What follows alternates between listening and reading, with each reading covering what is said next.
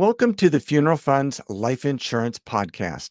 I'm your host, Randy Vandervate from Funeral Funds of America, and you can find us at funeralfunds.com.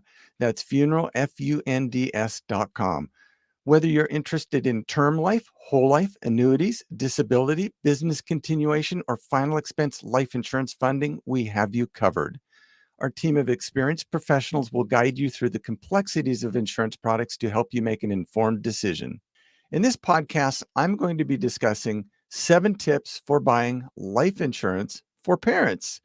Let's dive right in. The number one thing that you want to do is determine the amount of coverage that you want for your parents. So uh, it depends whether they're going to be buried or cremated. And it also depends kind of how involved you want your parents to be. I know a lot of times it can be difficult when we're kind of looking for this insurance for our parents. Number one, it's a difficult subject to talk about.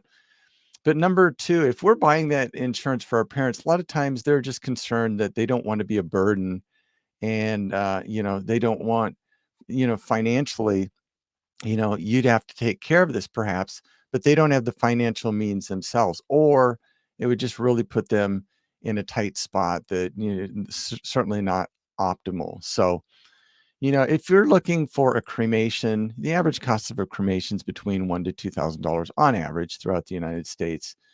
And most people we help would get somewhere between $5,000 to $10,000 worth of coverage. And that just depends if it's going to be a cremation only when they just come home in a cardboard box or an urn, or if there's going to be some sort of a ceremony involved there too. And if it's going to be for a burial, most people are looking between $10,000 to $15,000, depending on age, depending how, if you're 50 years older, you probably need a little bit more insurance than if you're 70 years old, just because statistically you've got a lot of time to live. And we know there's going to be a certain amount of inflation that occurs over time. So, you might, if you're 75 years old, you might want to get like $15,000 for a burial, knowing that it's going to cost $10,000 today, but there's $5,000 extra to cover inflationary price increases as they happen in the future. So if you got any questions about that, we can kind of get into the minutia of that on a phone call and really dial it in for your exact needs, or the exact needs of your parents as well. But if you're getting this insurance on your parents, they're going to have to be involved. So you can't get this insurance on your parents without them knowing about it. That's not legal. This is a legal contract. Even if you're paying for it, it's a legal contract between the insurance company, the insured, and the payer. It means everybody's got to be aware of this. The number two tip is compare policy options. So there's a lot of policies out there that you don't want to get on your parents. I can assure you of that. And if it's advertised on TV, you probably should be skeptical because we've probably all seen those commercials where those rates seem too good to be true, right? Those 990 something plans, right?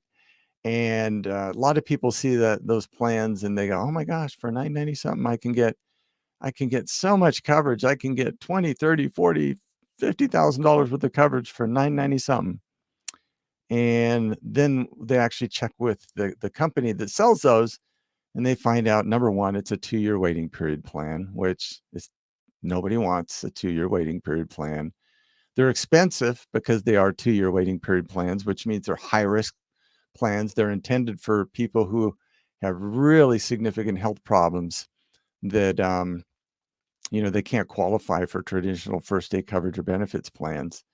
And, you just end up overpaying significantly on those plans. So we don't recommend those at all because none of us can guarantee the day we're going to die. And, if you think about any other insurance product, you'd never buy auto insurance that, you know, if they said, "Hey, in the first 2 years, if you crash your car, you're going to have to pay for that out of your own pocket. We're not going to pay for that." None of us would ever buy homeowners insurance if they said, "Hey, in the first 2 years, if your house burned down, you're going to have to pay for it." We buy all other types of insurance, and we require and actually demand coverage from the very first day. And yet, when we get to some of these insurance companies out there, just because they are so crafty at their advertising and marketing, we believe that we've got to settle for a 2-year waiting period plan because, you know, hey, I don't plan on dying in the next 2 years. Well, yeah, I mean, I don't plan on having a house fire, but it doesn't mean I don't have a fire extinguisher, right? So yeah, just be very aware of that. You do want first day coverage or benefits. There are health questions when you apply for first day coverage, but all the common normal stuff that we get as we get older is acceptable with most insurance companies. If we run into an issue with one company where they won't accept like a health issue or a medication, we can often just dodge over to a different insurance company. That's our benefit is being a broker, and that just benefits you because you can still get first day coverage. So really about 90 to 95% of the time, we are able to get people first day coverage or benefits. Our next tip, our number 3 tip is consider the health of your parents. We kind of just already talked about that just a little bit. So uh, policies that we help people with, they don't require a doctor visit. They don't require a medical exam. They have less stringent health requirements, which means they're perfect for your parents. In most cases, parents don't want to be inconvenienced and have to go take a blood test and a urine test and all this other stuff. The insurance companies have really got this figured out nicely at this point in time, where what they'll do for the first day coverage is they'll just go and take a look at prescription records, and you just give them permission to do that, and they just pull that up on a national database, and you know they'll see that if you're on high blood pressure medications, they're going to go, okay, we don't care about that. If you're on cholesterol medication, we don't care about that. If you're on diabetic medications, most of the insurance companies don't care about that either. So it's really only specific more serious health issues that would make you not be able to qualify for first day coverage for your parents. Like, you know, if they had a terminal illness and they were going to pass away in the next 12 months, we don't even recommend any type of insurance, whether it's got a 2-year waiting period or not. They're not going to qualify. Dementia diagnoses are tough to deal with. That would be a mandatory 2-year waiting period policy. If you're on dialysis or ever had an organ transplant, mandatory 2-year waiting period. If you're currently confined to a hospital or a nursing home, mandatory 2-year waiting period. So there's some types of policies out there that if you just waited too long, then you're not going to be able to qualify or be eligible for that first day coverage. So just understand that if your parents are in, moderate to good health right now is the time to get this, because we just never know what day our health is going to take a turn for the worse, unfortunately. So, the fourth option for your parents, the fourth topic, I should say, is assess affordability. So if you're going to be the ones paying for it, you want to make sure it's affordable for you. If your parents are going to be paying for this, we certainly want to make sure it's affordable for them. Most of our parents are going to be on Social Security or disability. They're going to be on a fixed or limited income, and we want to make sure that this premium comfortably fits, because it's useless to get a policy now and have to cancel it later because you can't afford it. All that money will have been wasted at that time. So this insurance needs to be something that, when you get it, it's something that either you or your parents can afford to pay for over time, because you want that money there when they do pass away. So affordability is always important. The number 5 point in getting life insurance for your parents is check for any waiting periods. We've kind of touched on that a little bit too. But yeah, those companies out there that have 2-year waiting periods, you 100% want to avoid them if at all possible. You want to get first day coverage or benefits. It's going to save you money, and it's going to get you coverage much sooner than if you had a 2-year waiting period plan. And again, probably one of the most recognizable one is that company that advertise on TV all the time, that 990 something plan, right? And they you got to really read the fine print, and boy, they blank that fine print on that TV commercial pretty quickly so you can't read it. But yeah, just read it. It's got a 2-year waiting period. It's going to say limited benefit, Limited benefit means they're not going to pay out if you die in the first 2 years. So just be aware of that. And then the sixth item when shopping for life insurance parents is consider add-ons or riders. So this is kind of a cool one, actually. There's different companies out there that offer different options or riders. And a rider is simply something that's like attached onto the policy. A lot of times it doesn't cost any money at all. So one of the neatest ones out there is an accelerated death benefit rider. And what that means is that it depends on the insurance company too. We generally prefer companies that have a 100% accelerated death benefit rider. And what that means is that if you had a $20,000 policy and you were diagnosed with a terminal illness, maybe diagnosed with cancer, and the doctor said, hey, you got 8 to 10 months to live. You would just get a note from the doctor, send that to the insurance company.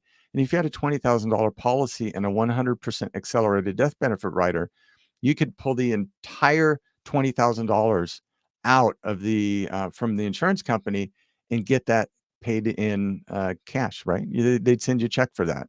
So a lot of people would say, well, why on earth would I pull that money out in advance if it's intended for my final expenses and my burial?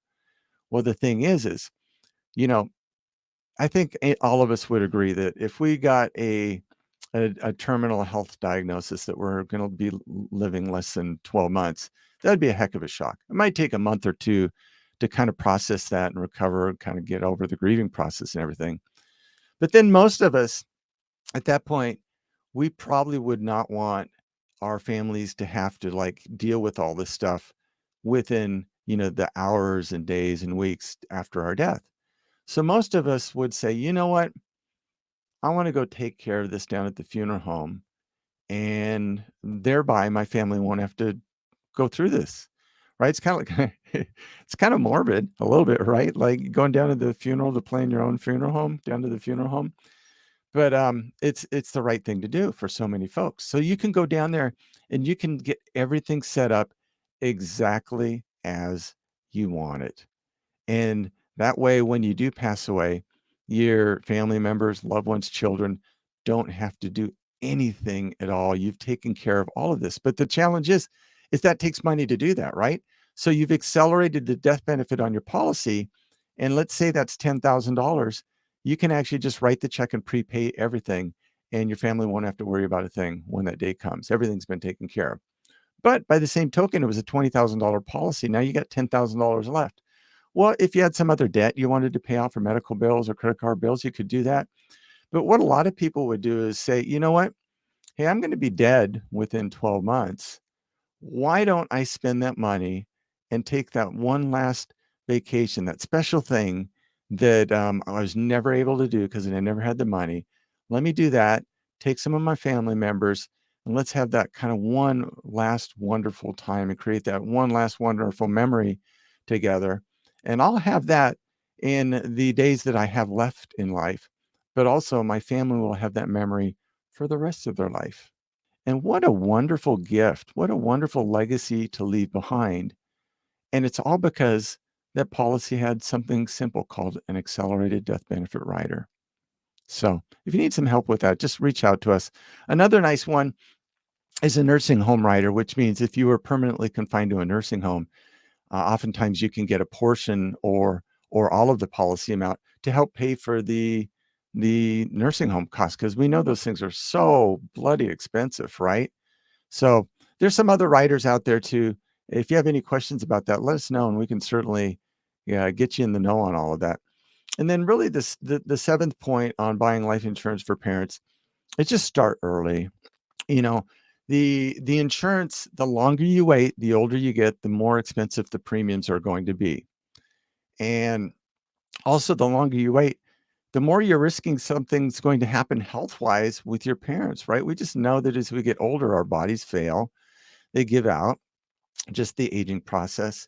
And what you want to get is first day coverage or benefits. You don't want to wait until your parents have been diagnosed with dementia to start shopping for this insurance, because you're going to be into a mandatory 2-year waiting period instead of that first day coverage or benefits. So my name is Randy Vandervate, and I hope this podcast has been helpful to you. Funeral Funds of America can help you qualify for first day coverage or benefits at funeralfunds.com. That's funeral, FUNDS.com. And our phone number is 888-862-9456.